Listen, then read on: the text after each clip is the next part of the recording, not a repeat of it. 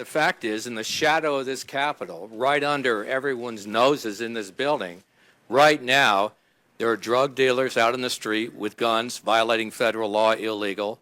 There's all kinds of drugs and cocaine being sold. By God, gangs are trafficking 13-year-old girls, and it goes on day after day after day.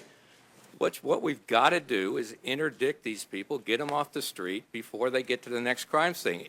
I mean, and get in the real world in terms of checks. I mean, the fact is, NRA has been trying for 20-some years. Senator Schumer and I went back and forth on Face the Nation, where I asked him if he'd help get those adjudicated mentally incompetent into the system. 20 years ago, he said yes, and they're still not in the system. And my point is, even if you turn up someone on an instant check that's a mentally ill person or a felon, as long as you let them go, you're not keeping them from getting a gun, and you're not preventing them from getting to their next crime scene. I mean, we got get in the real world of this discussion. The problem with gun laws is criminals don't cooperate with them. The mentally ill don't cooperate with them. So you've got to interdict, incarcerate, get in treatment, and do things that matter. And then you've got to put police officers in schools, armed security in schools.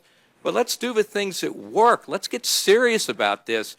I mean, this discussion, I sit here and listen to it, and my reaction is how little it has to do with making the country and our kids safe, and how much it has to do with this decade-long or two-decade-long gun ban agenda that we don't enforce the laws even when they're on the books. The Attorney General of the United States, Attorney General Eric Holder, during the Richmond program, called it a cookie-cutter approach to solving crime that, he really didn't have a lot of enthusiasm about.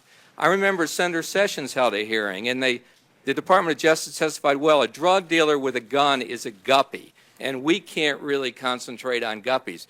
Those guppies are what is ruining neighborhoods, destroying lives, and killing people, and we've got to confront their behavior, take them off the street, because they don't obey by all the laws that we have right now. We got to get in the real world on what works and what doesn't work.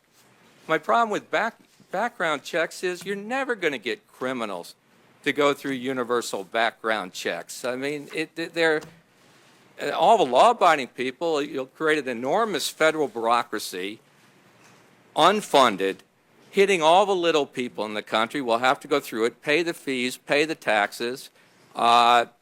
We don't even prosecute anybody right now that goes through the system we have. So we're going to make all those law-abiding people go through the system, and then we aren't going to prosecute any of the bad guys if they do catch one. And none of it makes any sense in the real world.